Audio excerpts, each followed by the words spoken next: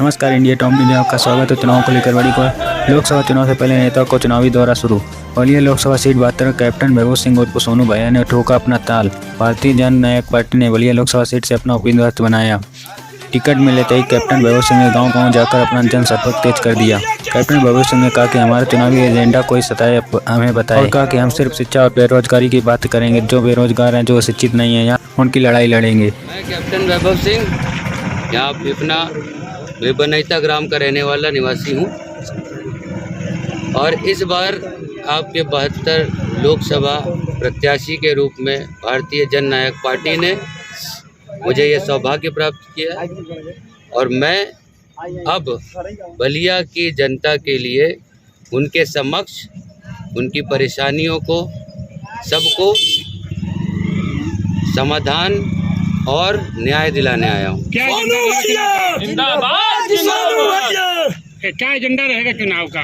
चुनाव का एजेंडा यही है, कोई सताए हमें बताए, और हम सिर्फ और सिर्फ शिक्षा और बेरोजगारी की बात करेंगे। इसके अलावा हमको कुछ नहीं आता, हमने कुछ नहीं सीखा है।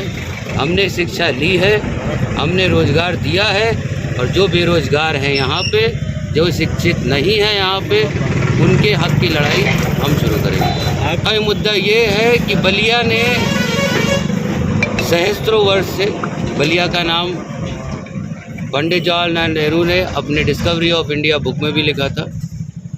बलिया भारत से पहले आज़ाद हो चुका था, लेकिन बलिया को कुछ सम्मान आज तक नहीं मिला है। यहाँ की कोई प्रगति नहीं हुई। यहाँ जैसा था, मैं 40 साल से यहाँ पे आ रहा हूँ, लेकिन जैसा पहले देखा था बलिया को, आज भी वैसा ही देख रहा हूँ।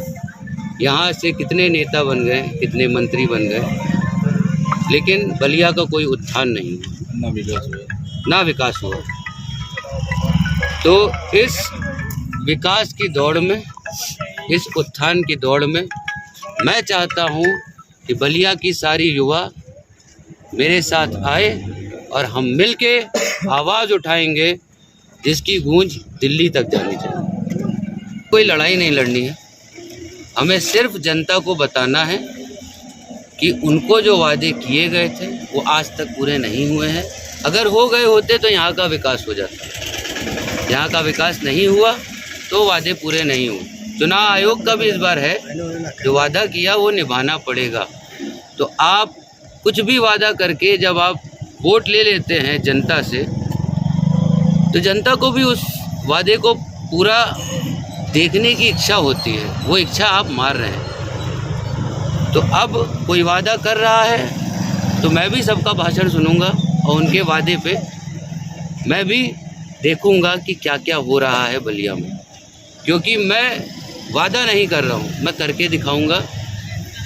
फिर आपको बताऊंगा, फिर मिलूंगा आपसे कि मैंने क्या क्या किया है। वो मैं नहीं बताऊंगा, यहाँ की जनता बताएगी। जनता कैसे आप पर विश्वास करे? जनता ऐसे विश्वास करे कि सपा पे, भाजपा पे, सब पे करके देख लिया। मैं नहीं था अभी तक यहाँ पे, अब मुझ पे करके देख ले।